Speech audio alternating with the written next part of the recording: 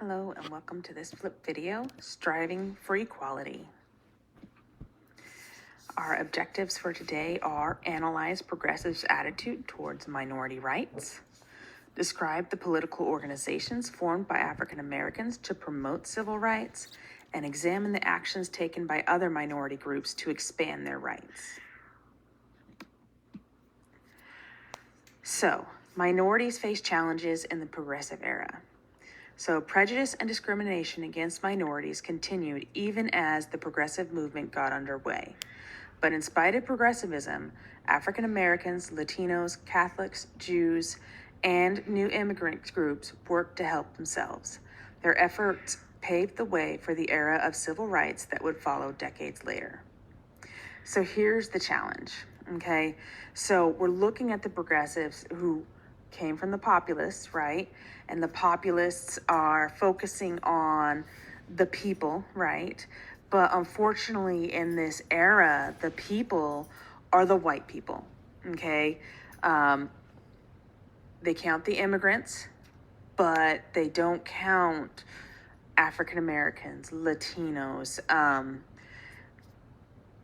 the brown people, Native Americans, Asians, okay? So if you're a European immigrant, you can be a progressive or a populist. But if you are a Asian immigrant or a Jewish immigrant, you cannot. You would not be accepted.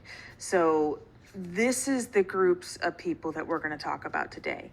So the ones that are not helped by the Progressive Party. Okay, so we return to that idea of Americanization, right? We talked a little bit about this in your DBQ with the Spanish-American War. One of those documents talked about the stripping of the culture, right? So settlement houses played a prominent role in the Americanization movement, right? They taught the immigrants how to speak English. They advised immigrants on how to live, dress like white middle-class Americans, replace the food and customs of their homeland with Protestant practices and values. They believed that assimilating immigrants into American society would make them more loyal and moral citizens. Okay, so part of it was so that they can get jobs, right? So they could fit in, right? The factory owners will be more likely to hire you if you speak English. Because they feel more comfortable training you. But also, this whole loyalty thing is starting to come in. Okay, so we're coming up on the First World War now. All right. It's in the 19 teens that you have the First World War. So you're starting to look at things like American loyalty. Okay, are you going to be loyal to America? And so we're looking at our own people in our own country and we're wondering, if these people, these new people that are coming into our country are holding on to their old traditions and old ways, are they really going to support America when push comes to shove, right? And so that was a real concern that was starting to come up. Another issue is alcohol. In Europe, the consumption of alcohol at meals was customary. Okay, so this is very, very normal. I mean, even like kids would drink wine at lunch. Okay, this was a normal thing.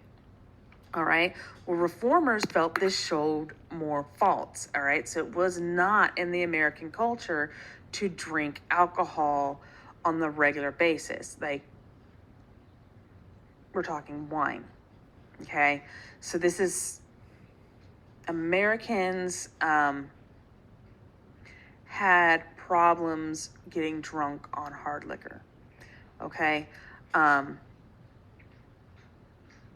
beer, but really not on wine. And in Europe, it's more customary to drink wine with their meals, okay? But Americans really did not choose to see the difference. They just were like, oh, wait, it's alcohol. Okay, and so we have this whole temperance movement going on. They're getting ready to push for that 18th Amendment for the no alcohol, right, prohibition, because we're having problems with women getting abused. And so you see all these Europeans coming in and it's part of their culture to drink alcohol. and they're like, "Nope, this is not okay." So their consumption of alcohol is not something that is accepted. Okay, so this is a settlement house. Settlement houses, like the Nurses Settlement House in New York City, provided social services to immigrants, but also pressured them to embrace white middle-class American customs. So some things to look at in this image, you're right. So you see how the girls are dressed, right? And the boys, how they're dressed. They've got their little hats on, and their hair is all pulled up, and they all look the same. Okay, they don't have anything on that would indicate different cultures, even though if you look real close, you have different skin colors, right? This young lady looks like she might have a little bit darker skin tone than this young lady, right? This little boy looks like he has a darker skin tone. So this settlement house is showing how they're taking all these kids and trying to assimilate them and trying to make them the same. Plessy versus Ferguson. Okay, so this is an older law, but it really plays into what's going on. Okay, so Plessy versus Ferguson, it upheld the Jim Crow laws. So basically what Plessy versus Ferguson is Plessy, Homer Plessy, was a mulatto man. So mulatto, for those who don't know, is somebody who is black and white. It's a mix. And he was actually only a small percent African American. So he looked more white than black. And he went and he sat on a bus, and he sat in the white section of a bus. This was set up by the NAACP, and somebody ratted him out, right? And told the bus driver, hey, this person is African American. He needs to be sitting in the back. And then Homer Plessy refused to get up. Therefore, there was this whole court case, Plessy versus Ferguson, and it went all the way up to the Supreme Court. And what the Supreme Court said is, look, you can still segregate buses. You can segregate anything as long as they're provided with equal facilities. As long as everything is equal, then segregation is okay. So what that ended up doing is upholding those Jim Crow laws, upholding racism. Okay, so it became the norm in the North and the South. Okay, my African American history class is learning about redlining, right? So this is where they draw lines in cities on where African Americans are allowed to live and not allowed to live. Unfortunately, progressives are extremely prejudiced against non-whites, right? They believe in false scientific theories that's said that dark-skinned people had less intelligence. Many progressives used these theories to pass laws that kept African Americans from voting. All right, they felt that violence against African Americans needed to end, but that African Americans will accept the white man's country as the place assigned to him by the white man, right? So they don't need to be violent against them, but they need to keep their spot, right? They don't need to be trying to be equal to the white man. African Americans, of course, are like, yeah, no. Okay, you've got to realize at this time, you're starting to see your first generation of African Americans that are born out of slavery. And they're starting to stand up and say, hey, look, we're not okay with this. Okay, so in the face of these injustices, the nation's most visible African American leader urged patience. Booker T. Washington told blacks to move slowly towards racial progress, right? By working hard and waiting patiently, he believed African Americans would gradually win white Americans' respect and eventually would be able to exercise their full voting and citizenship rights, okay? So this is a picture of Booker T. Washington up here, all right? I'm sorry, no, Washington is down here. So he urges patience. He's like, put your head down, work hard, show them. Don't fight them, show them that you are worthy. Well, W.E.B. Du Bois, he's coming out at the same time, and he's like, dude, we've already shown them, okay? We have the 13th, 14th, and 15th Amendment behind us now. We have laws that say that we have these rights. We are intelligent men, right? And we need our rights now. We need to fight for them. All right. So we have these two really prominent African American gentlemen stepping up saying, hey, there needs to be a change. All right. So you have Booker T. Washington and W.E.B. Washington believed that African Americans had to achieve economic independence before civil rights. Du Bois believed that Black Americans had to demand their social and civil rights or else become permanent victims.